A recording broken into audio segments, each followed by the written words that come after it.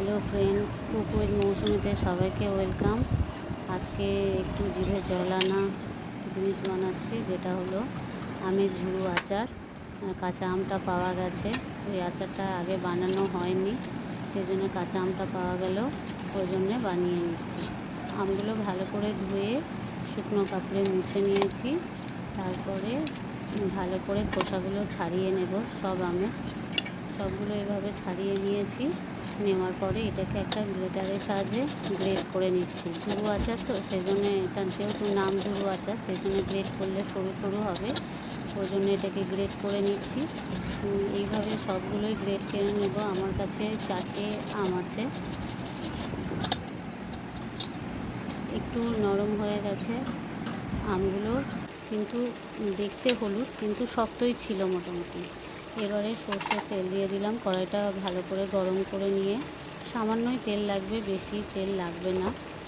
তো তেলের মধ্যে দিয়ে দিলাম একটা এলাচ আর 4-5টা লবঙ্গ যখন ফেটে উঠবে তখনই গ্রেট করাটা দিয়ে দিচ্ছি। গ্রেট করাটা দিয়ে বেশি এটাতে তেল যেহেতু লাগে না, গ্রেট করাটা দিয়ে কিন্তু ভালো করে নাড়তে হবে, এটা লেগে যাওয়ার চান্স থাকে। তো আমি এটাতে রান্নার নুন ইউজ করছি না, যেটা বিট লবণ খাই আমরা, লাল রঙের যে লবণটা হয়, সেটা আচারে বা চাটনিতে ইউজ করলে ভালো লাগে খেতে। আমি ওটাই ইউজ করলাম, আর সামান্য একটু হলুদ দিলাম।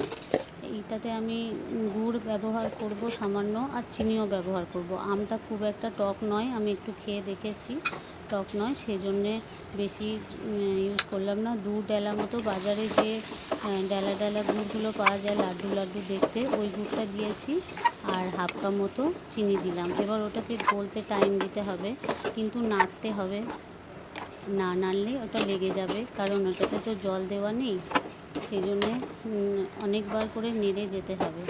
আমি মোটামুটি হয়ে গেছে, চিনি গুড় সব গলে গেছে। আমি সামান্য ভিনিগার দিয়ে দিচ্ছি, আর 2 চামচ, ছোটো চামচের 2 চামচ চিলি ফ্লেক্স দিয়ে দিলাম। আবার একটু পরে নাবিয়ে যখন জারে ভরে রাখবো ঠান্ডা করে, তখন আবার চিলি ফ্লেক্স একটু দিয়ে রেখে দেবো।